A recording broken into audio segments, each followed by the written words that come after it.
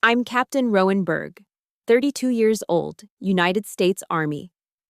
Under the harsh sun of Fort Liberty, North Carolina, I was standing in a ceremony that meant everything. The moment Major General Whitaker was about to present me with the command saber, a voice cut through the national anthem. "You don't deserve to wear that uniform." It was Ethan, my stepbrother. Before anyone could react, he lunged forward, ripping the saber from the general's hands. The edge of the steel slammed against my left hand. Blood. It soaked through the pristine white dress glove. He roared in front of hundreds of people. "You don't belong here, Rowan. You were never one of us." They thought this public humiliation would break me. They didn't know that my blood on this uniform was the most ironclad oath I could ever make. Let me know where you're watching from. Hit that like and subscribe button if you've ever been treated like a stranger by your own family at the exact moment you needed them most. The heat at Fort Liberty was unforgiving. It shimmered in waves off the vast expanse of the parade ground, baking the scent of freshly cut grass and kiwi shoe polish into the humid North Carolina air. I stood at attention, my spine straight as a ramrod, the dark green fabric of my Army service uniform already starting to feel heavy. The rhythmic, cadenced beat of the ceremonial drums seemed to sync with my own heart. A steady thump, thump, thump that marked the culmination of a lifetime of effort. 17 years. 17 years of pushing my body past its limits, of honing my mind to a razor's edge, of sacrificing normalcy for duty. This moment wasn't just for me. It was for him. For the father I barely knew, First Lieutenant Henry Berg, whose legacy was the compass that had guided my entire life. In the front row of the guest bleachers, I could just make out my mother. She was fanning herself with a program, looking small and overwhelmed by the military precision surrounding her. I allowed myself a flicker of hope. Maybe today, seeing me here, she would finally understand. Maybe she would finally be proud. Major General Whitaker stood before me, his presence as commanding as the flag snapping in the breeze behind him. He was a friend of my father's, a living link to a past I only knew through faded photographs. His eyes, crinkling at the corners, held a warmth that went beyond professional courtesy. It was the look of a mentor, of a man who saw not just the rank on my shoulders, but the journey it took to get here. He took the ceremonial officer's saber from its display, its polished steel glinting under the relentless sun. "Captain Berg," he began, his voice deep and resonant, carrying across the silent field. "On behalf of a grateful nation, and in recognition of your exemplary leadership." He was about to place the hilt in my hand. It was the pinnacle, the symbol of everything I had fought for. And then, a blur of motion from the stands. "You don't deserve that." The voice was a shard of glass in the solemn air. It wasn't just the words. It was the venom they were steeped in, an acid I knew all too well. It sliced through 17 years of carefully constructed walls, straight into the heart of the scared, unwanted girl I once was. My blood ran cold. I didn't need to turn. I knew that voice. Ethan. He vaulted the barrier separating the guests from the field, his face a twisted mask of rage. 2 military police officers started to move, but he was too fast. He lunged, not at me, but at the general, his hands clawing for the saber. He ripped it from Whitaker's grasp with a savage grunt.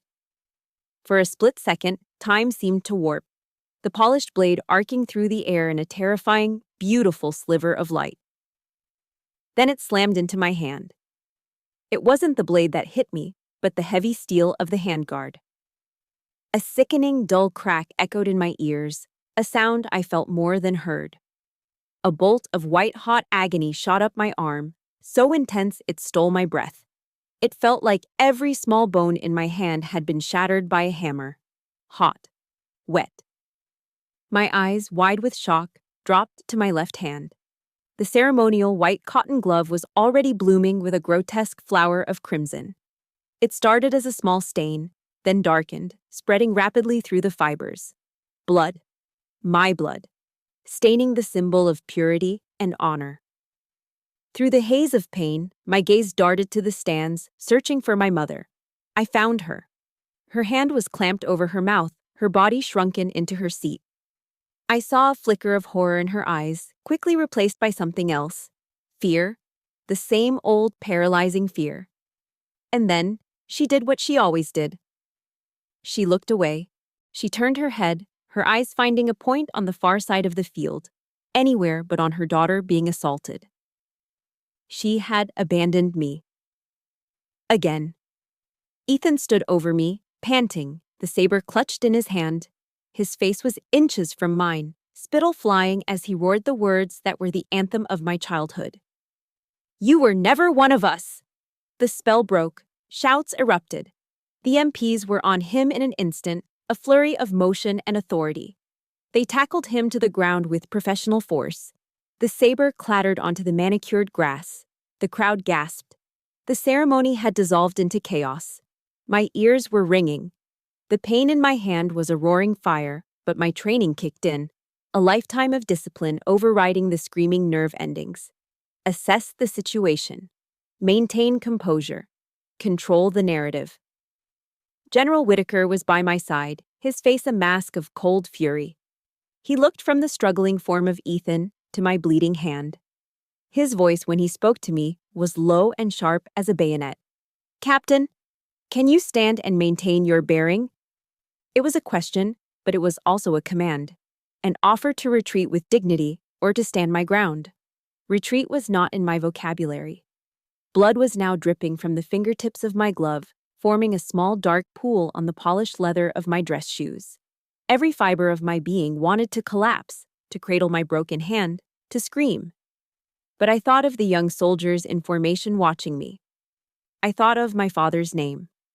I forced my shoulders back, locked my knees, and pulled my chin up. My gaze met the general's.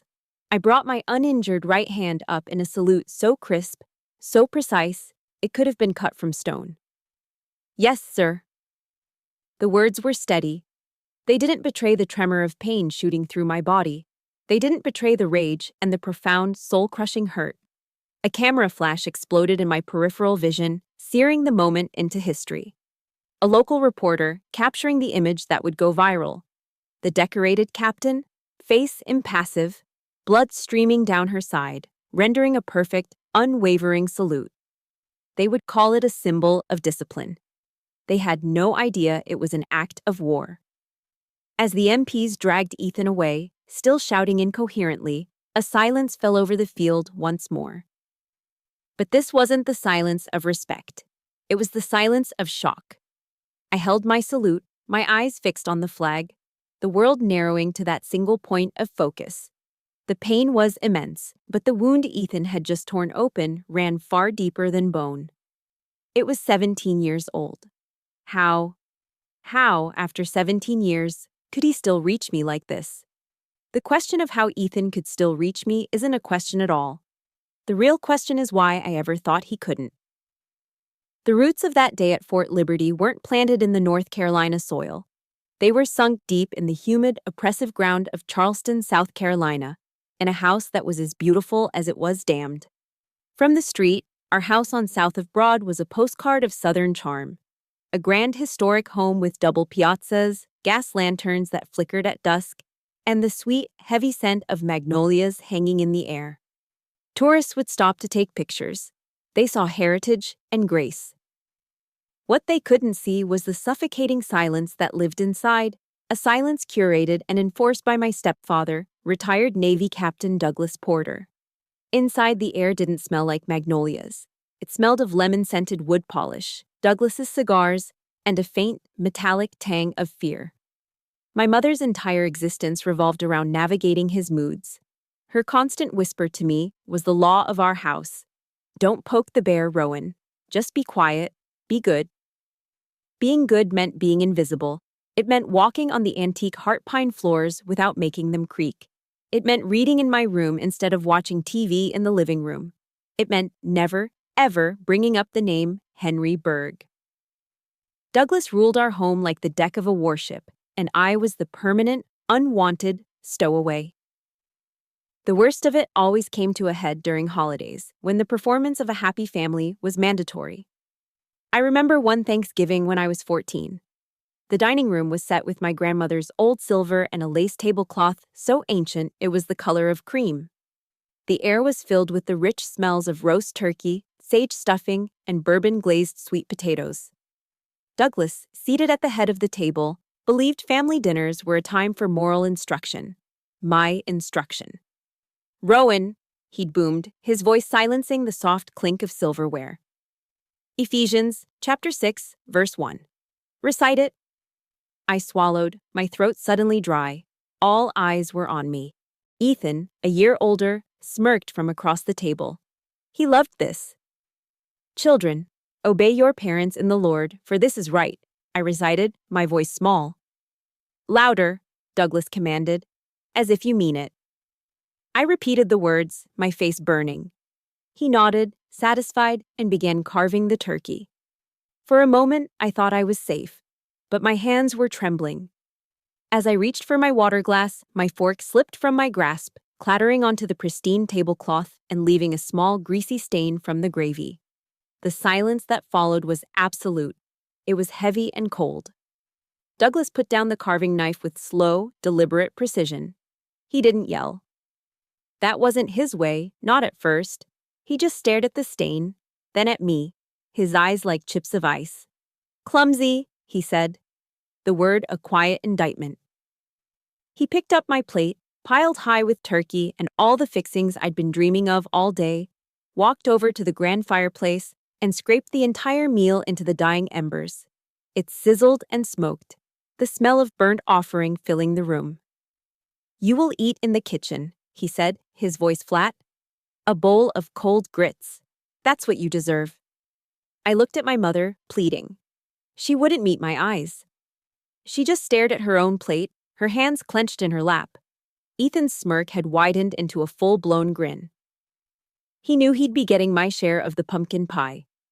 I spent that Thanksgiving in the kitchen, spooning tasteless, lumpy grits into my mouth while the sounds of laughter and conversation drifted in from the other room. It wasn't about the food, it was about the humiliation. It was about being publicly marked as unworthy. Later that evening, when Douglas was in his study, my mother slipped into the kitchen. She didn't say a word. She just pressed a small broken piece of pie crust into my hand before scurrying away, as if her small act of kindness was a crime. But Ethan was the one who knew how to turn cruelty into an art form. He knew the one thing I had left of my real father was his military dog tag. It was my sacred object. I kept it in a small wooden box on my nightstand. One sweltering summer afternoon, he stormed into my room after I'd beaten him in a school sailing race. He saw the box, knew exactly what was inside, and snatched it. "What's this, Rowan?" he sneered, dangling the chain. "Thinking about your dead hero, Daddy?" "Give it back, Ethan," I begged, my voice cracking. He just laughed. He ran out of the house, down to the marshy edge of the Cooper River at the end of our property. I chased after him, but I was too late.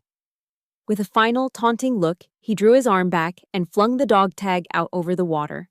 It made a tiny, insignificant plink as it disappeared into the murky depths. I didn't even think. I waded into the pluff mud, the thick, smelly sludge sucking at my sneakers. I searched for hours, my hands plunging into the dark water, feeling for that small piece of metal. Crabs scuttled over my fingers. The sun beat down on my back. I cried until I had no tears left. I never found it. When I finally trudged back to the house, covered in mud and defeat, my mother was waiting on the back porch. She didn't hug me. She didn't ask what was wrong. Her first words were a hissed whisper. "Look at the mess you've made. You're tracking mud all over the piazza. Go upstairs and shower, now. And don't you dare say a word of this to your stepfather." Protecting Douglas's peace was always more important than protecting me. His anger was the sun our entire family orbited, and my pain was just a planet to be sacrificed to keep the system stable. My escape hatch appeared in the form of a flyer in my high school guidance counselor's office, JROTC, Junior Reserve Officers Training Corps. It promised order, discipline, and purpose. It was everything my home was not. The first time I put on the uniform, a crisp, second-hand polyester uniform, I felt like I was putting on armor. Our instructor, Sergeant First Class Walsh, a tough-as-nails Marine veteran, saw something in me I didn't see in myself. He didn't see a clumsy, quiet girl. He saw potential. Discipline begins where excuses end, Berg. He'd bark at us during drills. He called me Berg, not Rowan, not sweetheart, not clumsy girl. Berg. It sounded like respect. It sounded like I was someone. He told me I had leadership qualities. It was the first time anyone had ever told me I was good at anything. The night Douglas died of a massive heart attack in his armchair, I didn't cry. I felt a quiet, profound sense of relief, as if a great weight had been lifted from the house. While my mother and Ethan planned a grand funeral befitting a retired Navy captain, I packed a single duffel bag. A year later, on my 18th birthday, I stood at the door, ready to leave for basic training. Ethan stood there, arms crossed, leaning against the doorframe. He looked me up and down, a contemptuous sneer on his face. "You think you're so tough in that uniform?" "You'll be back," he said. "You'll come crawling back." I just looked past him, at the open road beyond our perfectly manicured lawn. The world was waiting. If you've ever had a person in your life who seemed to enjoy your pain, who went out of their way to break you down, please hit the like button for every single person who found a way to stand back up. And in the comments, just type a single word: survivor. Let's see how many of us are out there. As I walked away without a backward glance, his final words followed me down the driveway. Let's see how long it takes the world to break you. Ethan's parting words were meant to be a curse. Let's see how long it takes the world to break you. He thought the world was just a larger version of our house, a place designed to crush anyone who didn't fit. He was wrong. The world didn't break me. It forged me. My forging began at Fort Jackson, South Carolina, just a 2-hour drive from Charleston, but a universe away. The bus ride there was quiet, filled with nervous teenagers trying to look tough. I just stared out the window, watching the Spanish moss and grand old houses of the Low Country give way to pine forests and strip malls. I wasn't nervous. For the first time in my life, I felt like I was heading home. Fort Jackson was hot, humid, and loud. From the moment we stepped off the bus, we were enveloped in a storm of structured chaos. Drill sergeants, with their campaign hats pulled low, descended on us like hawks, their voices rasps of pure authority. They screamed at us to get our bags, to form lines, to stand straighter, to move faster. Everything was a command. Everything had a purpose. And I loved it. The shouting wasn't like Douglas's simmering rage. This wasn't personal. It was professional. The screams were designed to break down our civilian identities, to strip away our egos, and to build us back up as a unit, as soldiers. In the suffocating, toxic silence of my childhood home, I had felt utterly alone. Here, in the middle of constant noise, surrounded by 50 other sweating, scared recruits, I felt safe. I wasn't Rowan Porter, the clumsy girl. I was Private Berg, a blank slate, and my value would be determined by what I did, not by who I was related to. I threw myself into basic training with a ferocity that surprised even myself. While others complained about the pre-dawn runs, the endless push-ups, and the bland food in the mess hall, I welcomed it all. The burn in my muscles was a clean pain, an honest pain. It was a feeling of getting stronger, not weaker. I learned to assemble and disassemble an M16 until I could do it blindfolded.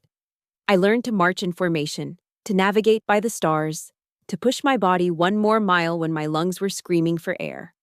I wanted to be the best. Not to prove Ethan wrong, but to prove Sergeant Walsh right. But there was a problem. My greatest survival skill at home, my silence, was a liability here. I did everything I was told, perfectly and without question. I was disciplined, focused, and efficient. But I was quiet. I kept to myself, my face an impassive mask I had perfected over years of avoiding Douglas's wrath. My primary drill sergeant, a man named Drill Sergeant Rivas, didn't see discipline. He saw a problem. One afternoon, during rifle qualifications, he pulled me aside. He got right in my face, his breath smelling of stale coffee. "What is wrong with you, Berg?" he barked, his voice low and menacing. "You just stand there, like a robot. No emotion, no fire. You got no soul? You're not scared? You're not anything? His words hit me like a physical blow. No soul. It was what Douglas and Ethan had always implied, that I was empty, that something vital was missing. I had run away from one prison only to find myself in another, judged by a different kind of warden for the exact same crime of being quiet. The carefully constructed armor I'd built began to crack. That night, I hid in a bathroom stall, long after lights out. I sat on the cold tile floor, my knees pulled to my chest, and for the first time since leaving Charleston, I cried. They were silent, choked sobs, the kind I had perfected as a child so as not to wake the bear. I felt a wave of despair wash over me. Maybe Ethan was right. Maybe I was broken. Maybe there was no place in the world for me. The stall door creaked open. I held my breath. It was Private Sarah Jenkins, a tough, wiry girl from rural Alabama whose bunk was next to mine. I'd heard whispers about why she'd joined, something about a father with a heavy hand and a drinking problem. She didn't say anything. She just sat on the floor outside my stall. A moment later, a small, slightly melted Hershey's chocolate bar slid under the door. "Eat it," she whispered. "Sugar helps, and tomorrow we're gonna run so fast, we'll leave Rivas tasting our dust." It was the first act of unconditional kindness I had received in my entire life. I ate the chocolate, its sweetness a stark contrast to the bitterness in my soul. Sarah didn't ask me to explain. She didn't need to. She just knew. We were both running from the same ghosts. We were survivors. From that day on, she was my family. And we did run faster. We pushed each other, studied together, and made a silent pact to get through this together. They thought they could break us, but they only made us harder than steel. My performance, combined with my high test scores, got me noticed. I was recommended for officer candidate school. OCS was a different world, less about breaking you down and more about building you up as a leader. It was there that I first met Lieutenant Colonel Whitaker.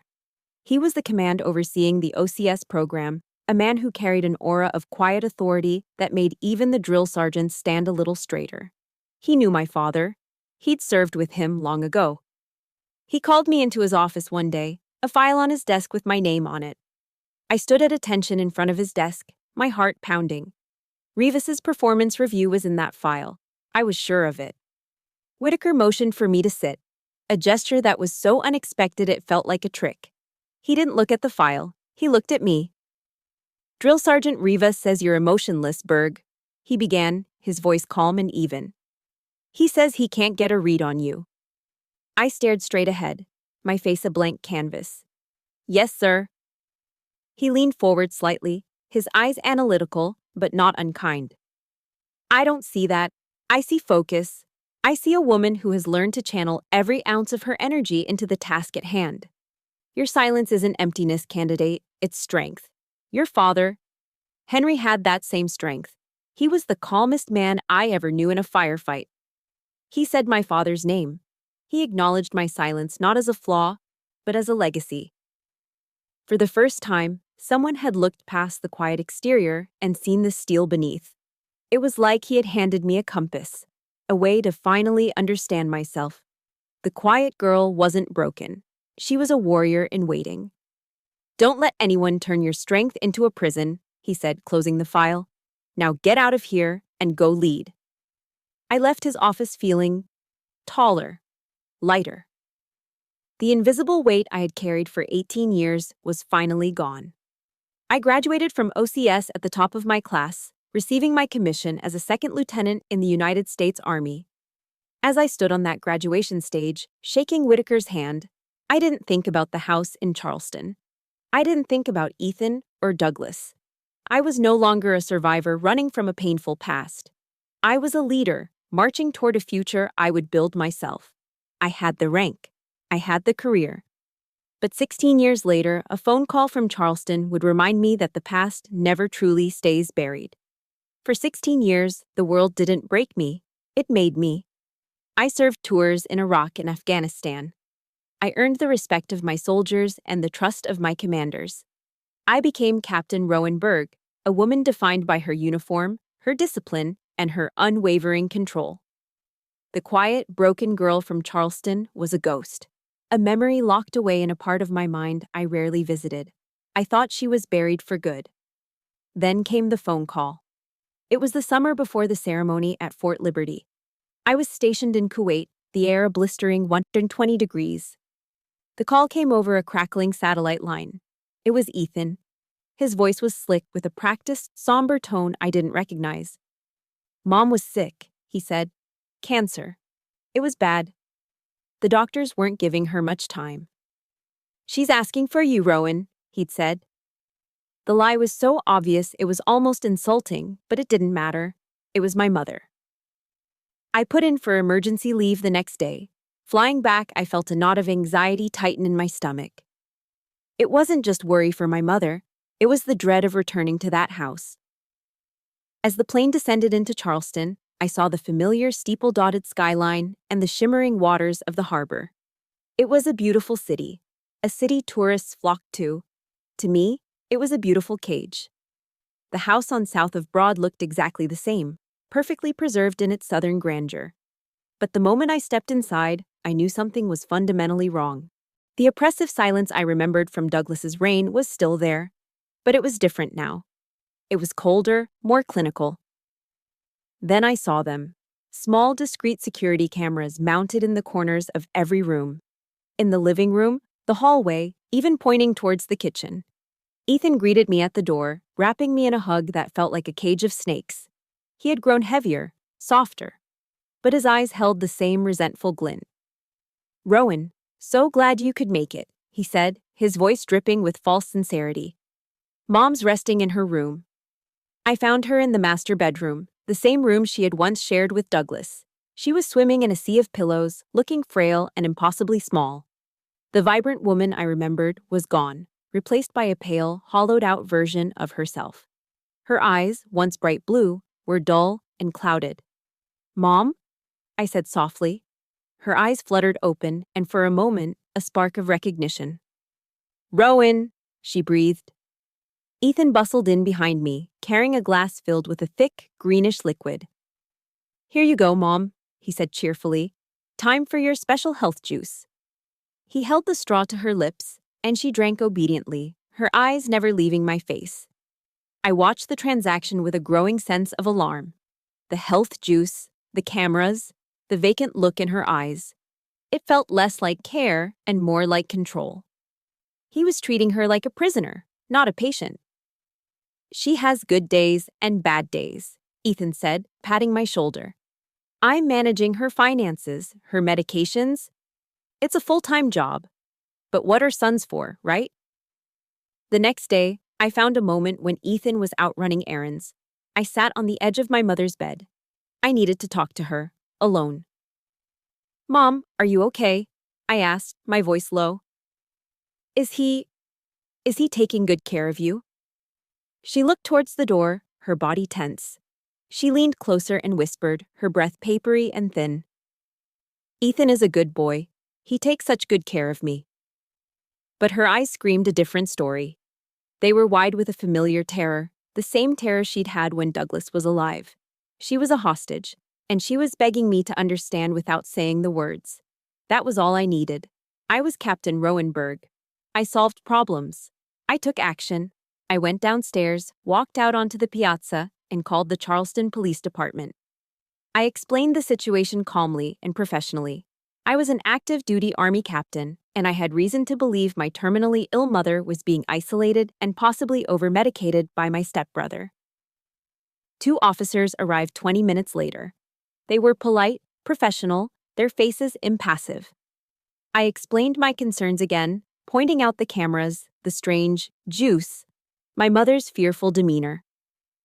They listened patiently. Then, Ethan came home. The transformation was instantaneous. He saw the police cruiser and burst into tears. He played the part of the devoted, heartbroken son perfectly. He sobbed about how he had given up his life to care for his dying mother, how difficult it was, how his estranged stepsister had shown up out of the blue and was causing all this stress. The officers went inside to speak with my mother. Ethan and I waited on the porch. He wouldn't look at me, but a smug, triumphant smile played on his lips. I knew what was happening. I knew what she would do. She would choose the bear. One of the officers came back out, his face set with a look of finality. "Ma'am," he said, addressing me, "your mother has assured us she is perfectly fine and that Mr. Porter is providing excellent care. In fact," she said you've been under a lot of stress from your military service and that you're harassing her. She has asked us to escort you from the property." The words hung in the humid air. I was being thrown out of my own mother's house, by the police, at her request. "I'm a captain in the United States Army," I said, my voice dangerously quiet. "I have a security clearance. I am not unstable." The officer's eyes were sympathetic, but his hands were tied. "I'm sorry, Captain Berg. With all due respect, this is a family matter. We can't intervene unless she tells us she's in danger." They escorted me to my rental car. I, who had commanded troops in a war zone, was treated like a common trespasser. The system I had sworn an oath to defend was utterly powerless to stop this kind of quiet, insidious evil. My mother passed away 3 days later. At the funeral, Ethan was the star. Accepting condolences with a tear-streaked face, I stood in the back, invisible. After the service, while sorting through some of her personal effects at the house, I found it. Tucked inside her old jewelry box was a yellowed newspaper clipping. The obituary for my father, First Lieutenant Henry Berg, from a military newspaper dated nearly 30 years ago. And there, underlined in a faint, shaky pen, was a single line from the list of survivors. "He is survived by his daughter, Rowan." She had remembered. Through all the years of silence, fear, and submission, she had held on to that one small piece of me, of him. She had remembered. I took the clipping and walked out of that house for the last time. Ethan was standing on the porch, watching me go. I stopped at the bottom of the steps and turned to face him. The grief in my chest was a cold, hard stone. "You are going to pay for this," I said. It wasn't a threat. It was a statement of fact, a mission objective. This time, I wasn't running away. I was going to war. That image of the underlined obituary clutched in my hand, and that promise I made on those steps. That's why, a year later, even as the blood ran down my arm, I stood my ground at Fort Liberty. The promise I made on my mother's porch was a quiet declaration of war. I expected a long, grueling campaign fought in the shadows through legal filings and private investigators. I never imagined the first battle would be broadcast live on national television, with me as the unwilling star. Before I was even discharged from the on-base clinic at Fort Liberty, my hand set in a cast, diagnosed with 3 fractured metacarpals, I was no longer just Captain Berg. I was a headline. The blood-stained salute. The image was everywhere. That single, searing photograph taken by a local reporter had gone viral. It was on CNN, playing on a loop, a panel of experts debating its meaning. It was the lead story on Fox News, commentators praising my grit and unbreakable discipline. My face, impassive and stoic, was plastered across Twitter and Facebook, turned into a meme, a symbol. They called me a hero, an icon of American fortitude. They didn't see me 10 minutes after that photo was taken, kneeling on the cold tile floor of a bathroom stall, vomiting into the toilet from the sheer shock and pain. They didn't see the shaking in my good hand as I tried to sip water. They saw a symbol, a 2-dimensional figure they could project their own beliefs onto. They didn't see the woman whose deepest, most private wound had just been ripped open for the world to see. The Army, true to form, moved quickly to control the narrative. The Pentagon's Public Affairs Office released a statement within hours. It was a masterpiece of military precision, commending my extraordinary composure under duress and stating that Captain Berg's actions exemplify the highest standards of discipline and honor within the United States Army. They confirmed that a civilian, Ethan Porter, had been detained and was facing charges. They omitted our relationship. It was clean. It was professional. It protected the institution. General Whitaker called me personally in my temporary room in the officers' quarters. "Just breathe, Rowan," he said, his voice a steady anchor in the hurricane. "Let us handle the press." Your only job right now is to heal. We've got your six." I was grateful for his protection, but it couldn't shield me from the fallout. My private war had become public property, and everyone wanted a piece of it. The story became a political football. On the right, I was hailed as a paragon of traditional military values, a rebuke to a supposedly soft generation. On the left, the incident was framed as a symptom of toxic masculinity and unresolved violence inherent in military culture. My pain was just ammunition for their arguments. Neither side seemed to care about the truth. Neither side understood that the uniform wasn't the cause of my wound. It was the only armor I'd ever had against it. Life on base became a minefield. The other soldiers didn't know what to say. I could feel their eyes on me in the PX, in the mess hall. They would whisper as I passed. Some gave me nods of respect, a silent acknowledgement of strength. Others looked at me with pity, their eyes soft with a sympathy I found suffocating. I didn't want their praise, and I certainly didn't want their pity. Both felt like a violation. They were looking at the icon, not at me. The icon was strong. The woman was falling apart. I retreated into myself, spending my off-duty hours in my room. The silence a welcome relief from the noise of public opinion. I felt adrift, unsure of my next move. My promise to my mother felt hollow now. Ethan's attack wasn't just on me, it was on the institution I loved, and I felt a paralyzing sense of shame. Then, the letters started arriving. At first, it was just a trickle, forwarded from the base mailroom. Then it became a steady stream, then a flood. Sacks of mail, filled with letters from all over the country, from people I had never met. I started opening them one evening, more out of a sense of duty than curiosity. Many were from young soldiers, privates, and specialists who wrote about their own silent battles. A soldier whose father belittled his service. A female officer whose husband controlled her finances. They saw my salute not as an act of military discipline, but as an act of personal defiance they wished they had the strength to make. There were letters from military spouses, from mothers and fathers who had watched their children struggle. They wrote about the invisible wars families fight behind closed doors, far from any foreign battlefield. They thanked me for not flinching, for showing them what resilience looked like.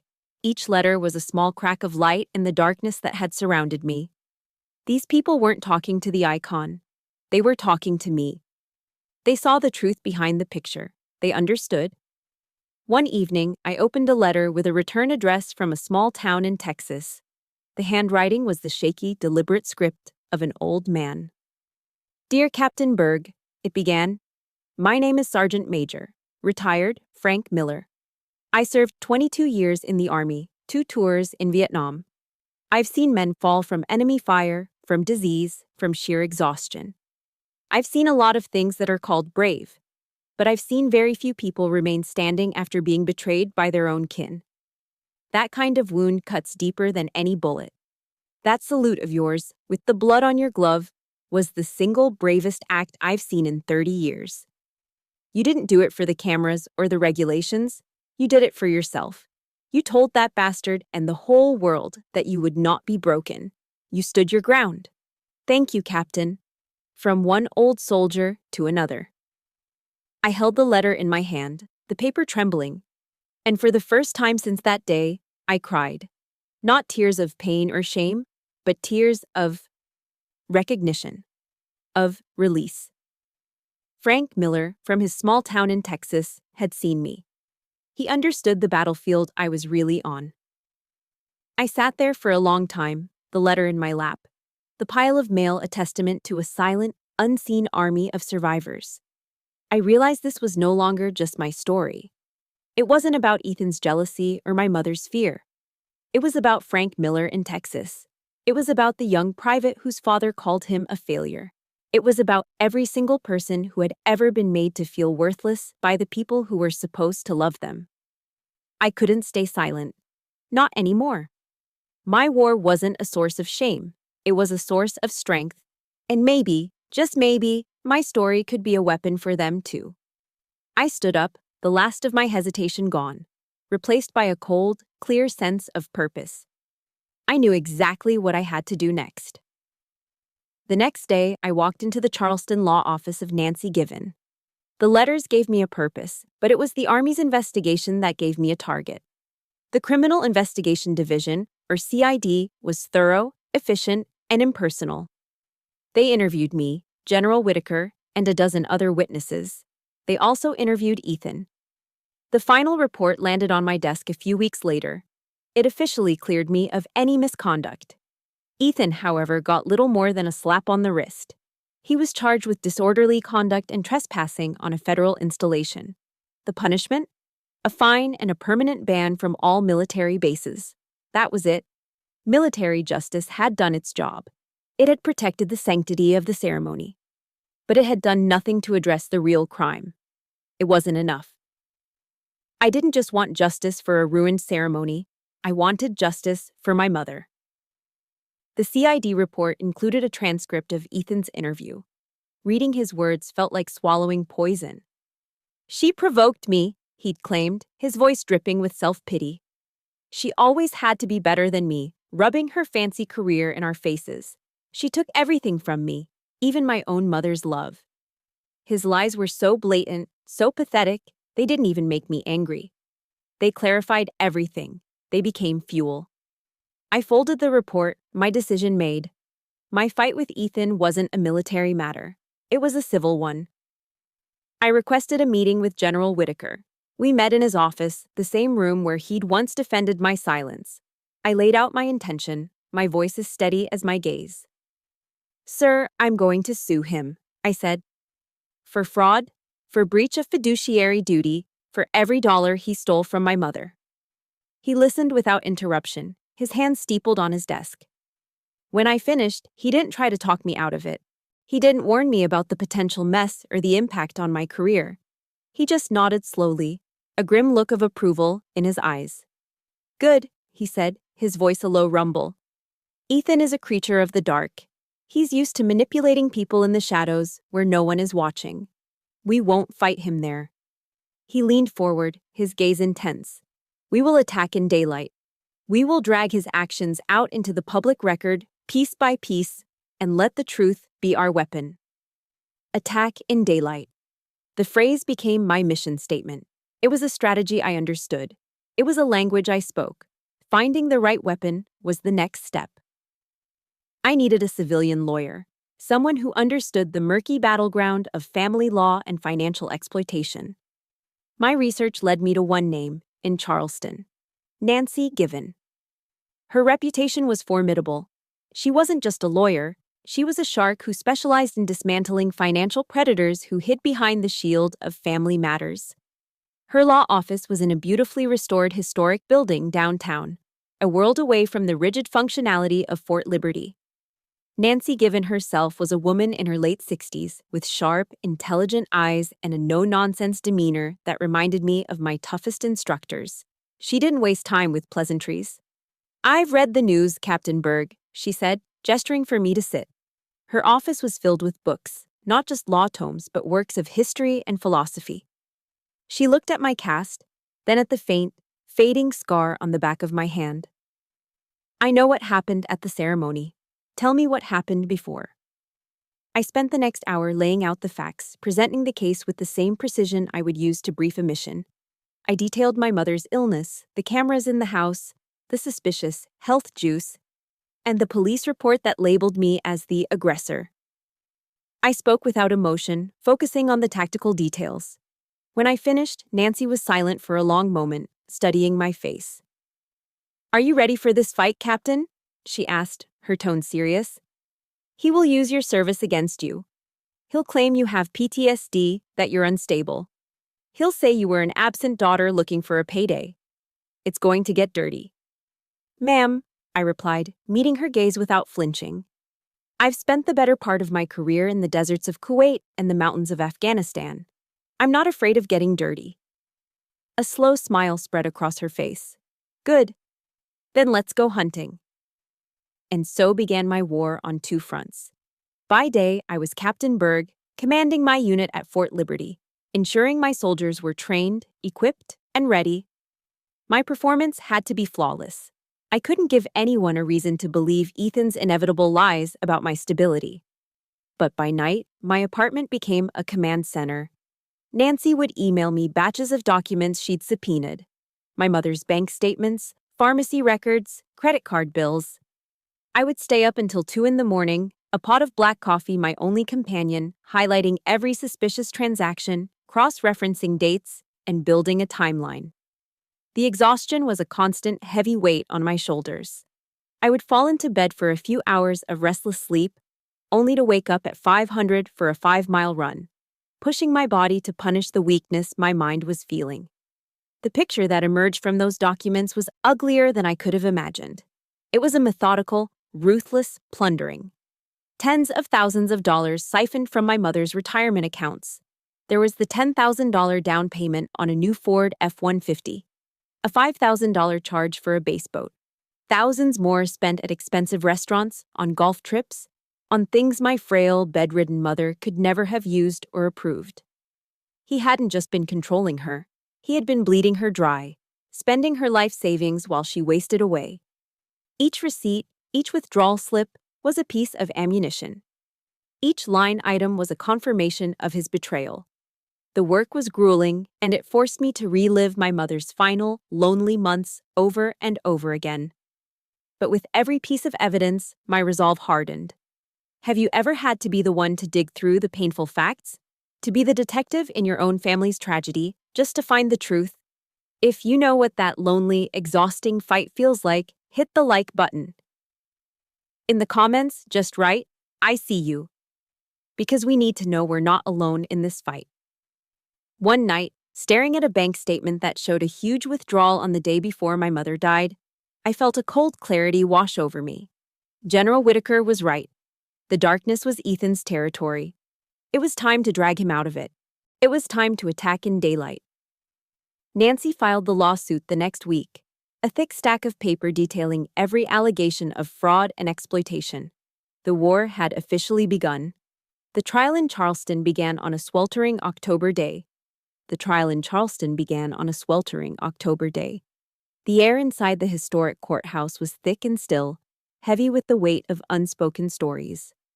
I walked through the polished double doors, not in a civilian suit, but in my full Army Class A uniform. The green jacket, the ribbons on my chest, the polished brass. I wanted Ethan to see it. I wanted him to face the uniform he tried to disgrace, the institution he could never understand. The courtroom was packed. Reporters scribbled in notebooks, their presence turning our private war into a public spectacle. This was it. This was daylight. Ethan had been forced to sell my mother's car to hire a lawyer, a slick, bottom-feeding attorney named Peterson, whose strategy was obvious from his opening statement: to paint me as a greedy, unstable, and attention-seeking daughter, and Ethan as the selfless, devoted caregiver. Nancy Given dismantled him with the calm, methodical precision of a surgeon. She didn't rely on theatrics. She relied on facts. She presented the evidence we had spent months compiling, projecting it onto a large screen for the jury to see. Bank statements with Ethan's signature on withdrawal slips for thousands of dollars. Credit card bills showing lavish spending on things a dying woman would never buy. Pharmacy records detailing prescriptions for sedatives that seemed to increase whenever large sums of money were moved. Then she played the audio from the security cameras, the audio Ethan didn't know existed. The jury heard him not as a loving son, but as a tyrant, his voice sharp and cruel as he berated my mother for being too slow, for spilling a glass of water, for asking a question. The courtroom was dead silent, the only sound Ethan's recorded voice echoing through the chamber. Then, Nancy called me to the stand. I walked to the witness box, my footsteps echoing in the silence. I sat down, adjusted the microphone, and looked directly at the jury. A panel of ordinary Charleston citizens. I didn't look at Ethan. Nancy's questioning was direct. "Captain Berg, please turn your attention to the document on the screen. It's a bank withdrawal slip dated May 14th. Do you recognize it?" "Yes, I do." My voice was clear and steady. No emotion, just facts. "Can you tell the jury what it shows?" It shows a cash withdrawal of $10,000 from my mother's primary checking account, I stated. It was used as a down payment for a 20-foot bass boat. For an hour, we went through it all. Every transaction, every lie. I wasn't the victim on the stand. I wasn't the abandoned daughter. I was a credible witness, a United States Army captain presenting an after-action report on a campaign of theft and deception. My silence, the very thing I'd been punished for my entire life, had become my greatest weapon. It gave my testimony an undeniable weight, an authority that Ethan's blustering denials couldn't touch. Peterson, Ethan's lawyer, tried his best on cross-examination.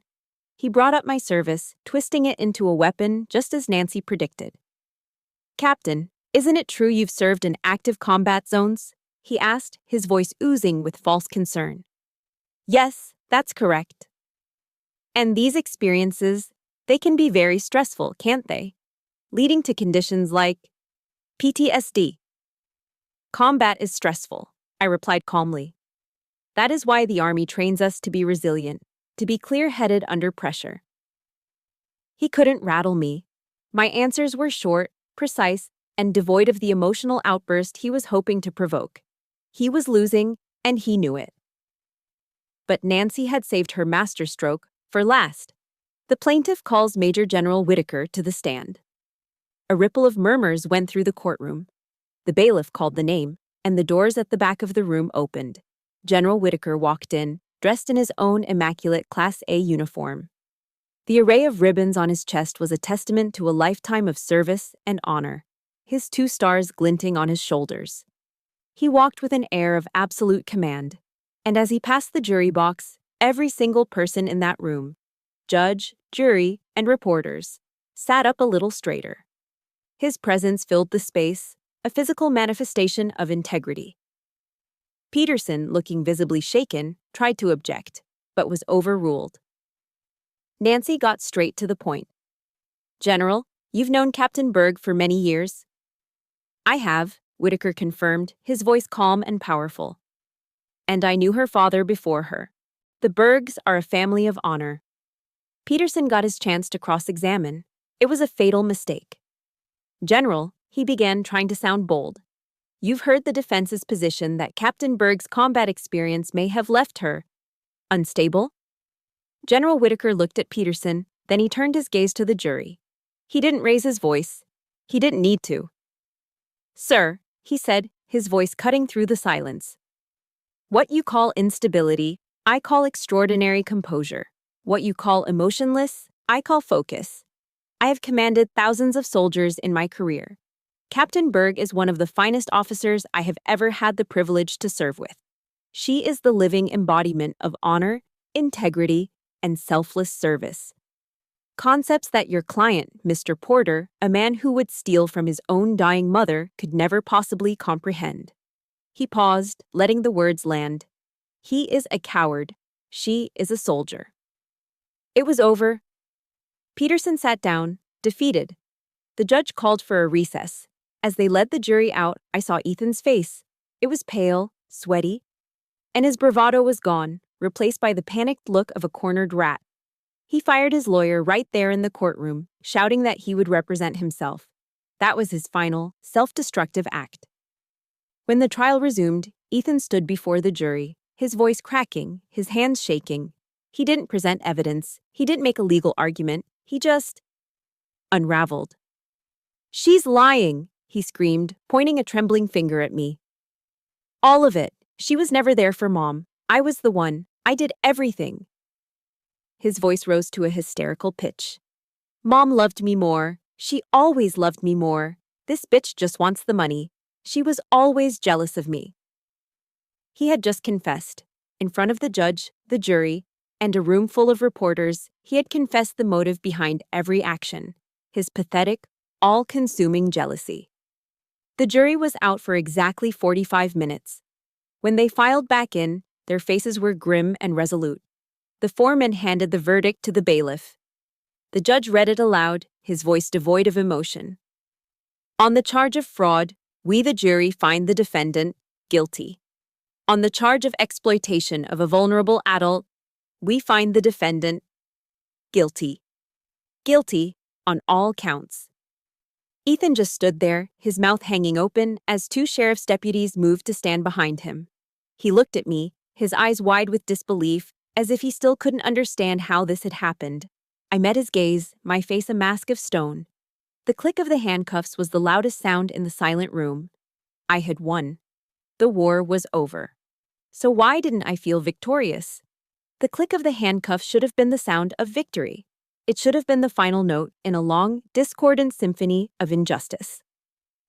The reporters rushed out of the courtroom to file their stories. Nancy gave my shoulder a firm, congratulatory squeeze, and the world saw a simple headline: Daughter gets justice for mother. It was a clean, satisfying ending. But as I stood there, watching the deputies lead Ethan away, I didn't feel the triumphant release I had expected. There was no surge of joy, no sense of peace. There was only a vast, echoing silence. The silence of a battlefield after the fighting is over. The war that had defined my entire existence, the singular mission that had driven me for decades, first to escape, then to overcome, then to conquer, was finished. And in its place, there was nothing. The Army, in its infinite wisdom, knew I needed a change of scenery. General Whitaker called it a cool-down assignment. I was transferred from the high operational tempo of Fort Liberty to a quiet, administrative desk job at a logistics command in Richmond, Virginia. My new role was to analyze supply chain efficiencies. It was important work, I was told. It felt like being put in a closet. Richmond was a city steeped in history, a place of brick-lined streets, stately monuments, and the slow, meandering James River. It was beautiful. It was peaceful. And its peace terrified me. For my entire life, I had thrived in conflict. The quiet tyranny of my childhood home had been replaced by the structured chaos of the Army. I knew how to operate in a war zone, both external and internal. I did not know how to operate in peacetime. The silence of my small apartment in Richmond was more deafening than the roar of a drill sergeant at Fort Jackson. Every morning, I would wake up at 0500, a habit ingrained in me, and go for a run along the riverbank. I'd watch the sun rise over the water, painting the sky in soft shades of orange and pink.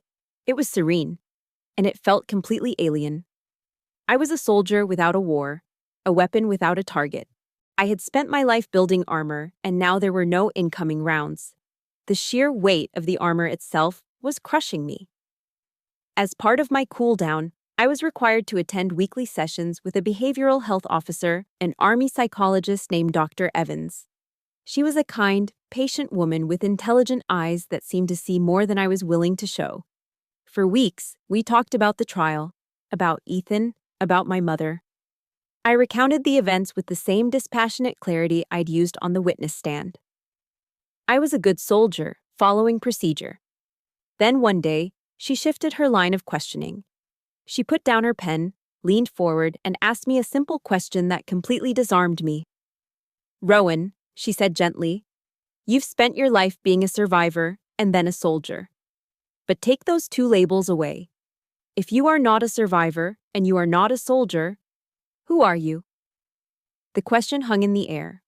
I opened my mouth to answer, and nothing came out. For the first time in my adult life, I had no answer. Who was I? My entire identity had been forged in the crucible of resistance. I was the girl who endured Douglas. I was the recruit who survived basic training. I was the officer who fought for her mother. My sense of self was built on the foundation of what I was fighting against. With Ethan in prison and the war over, the foundation had crumbled. I was lost. I'd been trained to be invulnerable, to build walls so high and so thick that nothing could penetrate them. Now, in the quiet safety of this therapist's office, I realized I had to learn how to do the opposite. I had to learn how to be vulnerable. I had to learn how to feel the wounds I had never allowed myself to acknowledge. That weekend, General Whitaker drove up from North Carolina to check on me. We sat on the small balcony of my apartment, watching the evening settle over the city. He'd brought a bottle of Blanton's, a good Kentucky bourbon. He poured 2 glasses, the amber liquid catching the last rays of sunlight. We sat in comfortable silence for a while, the way old soldiers can. He didn't ask me about therapy. He didn't ask me how I was adjusting. He knew. It feels empty, doesn't it? He said finally, swirling the bourbon in his glass. I just nodded, unable to find the words. I felt the same way when I came back from my last command. He continued, his voice quiet and reflective. You spend years focused on a single mission, a single enemy, and then it's over. The silence is the hardest part. He took a slow sip. You've been fighting your whole life, Rowan. First, it was them. Then it was the Army's standards. Then it was the trial. You're a master of survival. He turned to look at me, his eyes filled with a paternal wisdom. But some wars you don't win. You just outlive them. You're used to surviving. Now, it's time to learn how to live. His words didn't magically solve anything, but they planted a seed. Learn how to live. It was a mission I had no training for. Where did I even begin? That night, I couldn't sleep. I found myself online, researching the Army's various support programs. There were robust, well-funded programs for PTSD, for substance abuse, for transitioning to civilian life. But I realized there was nothing for the soldiers fighting the wars I'd fought. There was no official protocol for the soldier whose family was their primary battlefield. No support system for those dealing with financial abuse or emotional manipulation from the very people they were supposed to be able to trust back home. A thought began to form, a faint glimmer of light in the fog of my confusion. My war wasn't a unique, isolated event. It was a silent epidemic. I had been given a mission. I just hadn't recognized it yet. I realized then, my war wasn't over.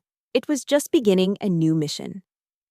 General Whitaker's advice to learn how to live was a mission objective without a map. I felt like a newly commissioned lieutenant again, full of theory but lacking practical experience. I was sitting in my sterile office in Richmond, staring at supply chain logistics charts, feeling more lost than ever when my new mission walked through the door. She was a private first class, barely 20 years old, with nervous eyes and hands that wouldn't stay still. She stood at attention in front of my desk, so rigid she was almost trembling. "Ma'am, sorry to bother you, Captain Berg," she stammered. "I'm PFC Miller." "At ease, Private," I said, motioning to the chair. "What can I do for you?" She sat on the edge of the seat, her knuckles white as she gripped her patrol cap. "Ma'am, I saw your story on the news. The thing with your family." She took a shaky breath. "My husband's family, back home in Ohio. They control all my finances. My paycheck gets direct deposited into an account with his mother's name on it. They send me a small allowance.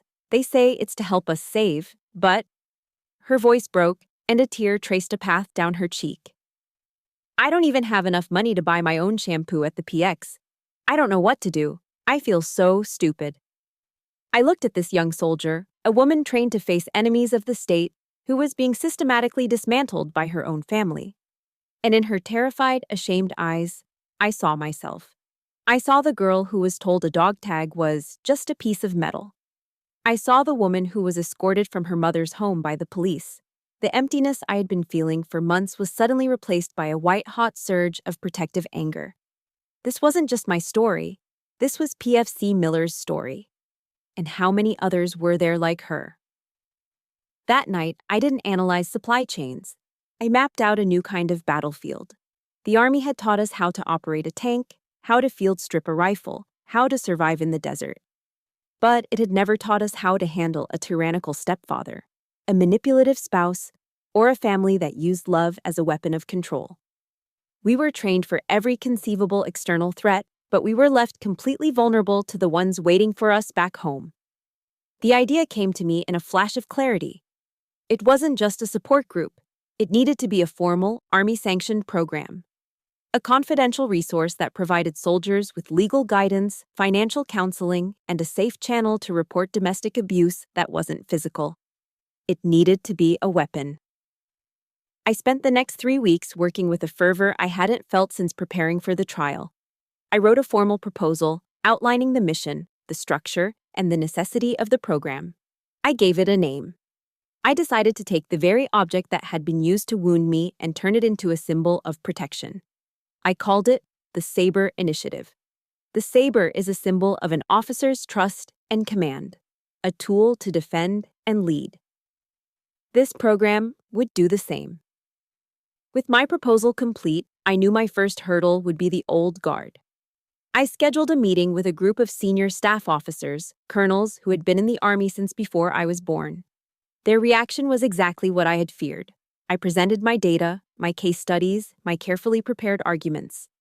When I finished, one of them, a grizzled, stone-faced infantry colonel, took off his reading glasses and looked at me with open disdain. "Captain," he said, his voice dripping with condescension, "the United States Army is not a social work agency. We are here to fight and win the nation's wars. This is a distraction. It's weakness." Another chimed in. "If a soldier can't manage their own family drama, how can we expect them to manage a platoon in combat? This is a personal problem, Berg, not an Army problem." Weakness. Personal problem. The same old words used to enforce silence. For a moment, the old despair threatened to surface, but then I looked down at the faint scar on my hand and thought of PFC Miller. My voice, when I replied, was cold and clear as steel. "With all due respect, Colonel," I said, meeting his gaze, "a soldier who is worried their spouse is draining their bank account back home is a soldier who is not 100% focused on their sector of fire. A soldier who is being psychologically tormented by their family is a soldier whose readiness is compromised. This isn't about drama. This is about force protection. It's about ensuring that every soldier is mentally and emotionally prepared to do their job. This is a mission readiness issue." I had used their language, their logic. It left them speechless, but I knew I hadn't won them over. I needed more firepower. I needed General Whitaker. I presented the initiative to him and his command staff the following week. This time, I was ready. I laid out the tactical argument first, the impact on readiness, on morale, on soldier retention. I used charts and statistics. I was the perfect logical staff officer. Then, I changed tactics. I told them about PFC Miller. I didn't use her name, but I told her story. And for the first time, I told them a little of mine.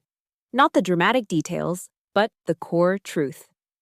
"Gentlemen," I finished, my voice quiet but carrying across the silent conference room. "We ask our soldiers to be prepared to make the ultimate sacrifice for this country. The least we can do is ensure they have a safe flank to return to.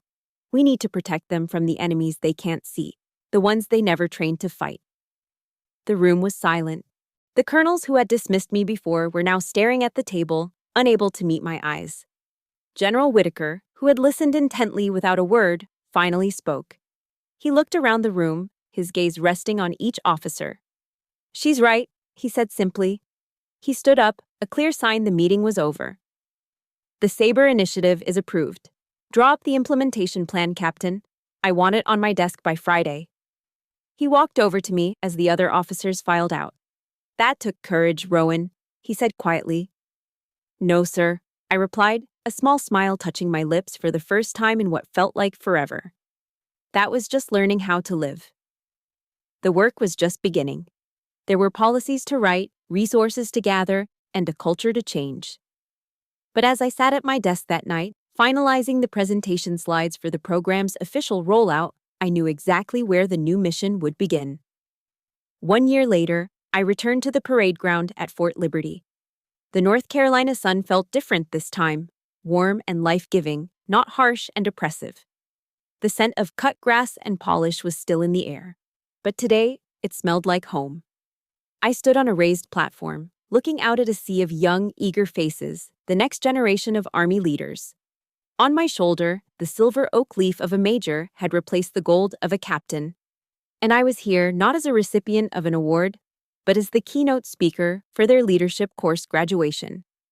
I had returned to the scene of my greatest humiliation, not as a victim, but as a testament to what comes after. I looked down at my left hand. A thin, silvery scar traced the line where the saber had struck me. It was a part of me now, a permanent reminder. But when I flexed my fingers, there was no pain. As I stepped up to the podium, I saw them. Hundreds of future lieutenants, their uniforms immaculate, their futures bright with possibility.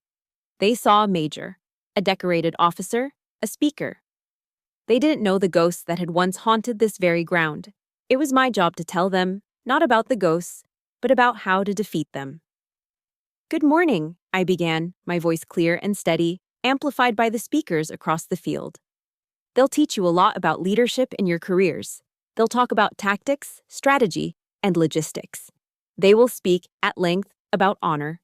And I am here today to tell you what honor truly is." I paused, letting my eyes travel over the crowd. Honor is not about perfection. It is not about an unblemished record or a flawless career. That's a myth. Honor is about truth. It's about facing the truth of who you are, what you've done, and what's been done to you, with unwavering clarity. Honor is about resilience. It's not about invulnerability. It's about acknowledging your wounds and choosing to heal. And most importantly, honor is not about never falling. Honor is about how you rise. I looked pointedly at the spot where I had fallen, where my blood had stained the grass. It is about how you rise, even when you are bleeding. It is about how you choose to stand your ground, not for the crowd, not for the cameras, but for the person you are determined to become. That is the honor that matters. That is the honor that will make you leaders. I kept the rest of my speech short, focused on the practical applications of the Saber initiative, which was now active on bases across the country. I spoke about recognizing the signs of abuse, about creating a climate of trust where soldiers felt safe to ask for help, about the undeniable link between a soldier's well-being at home and their effectiveness on the battlefield. I was giving them the tools I never had. After the ceremony, as the newly graduated officers were celebrating with their families, a young lieutenant approached me. She was sharp, confident, the very picture of a future leader. "Major Berg," she said, her voice filled with a sincere respect that touched me deeply. "I need to tell you, that video of you, from your ceremony here last year, it went around my OCS class. I was on the verge of quitting. I didn't think I had what it took. Seeing you stand there, seeing you salute, that's the reason I'm in this uniform today. Thank you, ma'am." I didn't offer a long reply. I didn't need to. I just looked at her, saw the fire in her eyes, and knew that my story had become a part of hers. I simply nodded. "Congratulations, Lieutenant. Go make a difference." My mission was already working. As she walked away to join her proud parents, a familiar voice came from behind me. "She's not the only one you know." I turned. General Whitaker, now retired, stood there in a civilian polo shirt and slacks. He looked relaxed, happier. The immense weight of command finally lifted from his shoulders. "I've received dozens of letters," he said, a proud smile on his face. "From drill sergeants, from company commanders. They say the Saber initiative is one of the most impactful leadership tools they've been given in a decade. You did good, Rowan." "We did good, sir," I corrected him. We stood together for a moment, watching the families take pictures, the scene a perfect portrait of pride and joy. "So, have you forgiven him?" he asked quietly, the question unexpected. I knew he meant Ethan. I thought about it for a moment, honestly and without defense. The old, familiar anger wasn't there anymore. The bitterness was gone. "I don't think about him," I said, and I was surprised to find that it was the truth. "I've realized something, sir. Forgiveness isn't a gift I give to him. It was never about him. Forgiveness is my peace, and I had to fight like hell to win that peace for myself. He doesn't get to have any part of it." Whitaker nodded, understanding completely. "You finally finished your war, Berg." I looked out across the parade ground, at the American flag flying crisp and proud against the blue sky. I felt the warmth of the sun on my face, and for the first time, I felt truly at peace. The scar on my hand was just a scar. The ghosts were gone. "Maybe I have, General," I said, a real smile forming on my lips. "But I've learned that some wars aren't meant to end. They're just meant to change. They become something new." I turned to him, my eyes clear, my future an open field of infinite possibility. "And now, I'm ready. And so, my war has found its peace. Thank you for walking this path with me. My journey from that parade ground to this moment has taught me one thing above all. Our scars don't have to be a source of shame. They can be our greatest source of strength, a testament to what we have survived. Every one of you listening has your own story, your own battle fought in silence. If this journey resonated with you, I invite you to join a community of survivors by leaving a comment below with 3 simple words. I am ready. And if you believe that every story of resilience deserves to be heard, please like this video and subscribe to the channel. You are not alone here, and our stories are our power. Thank you for listening.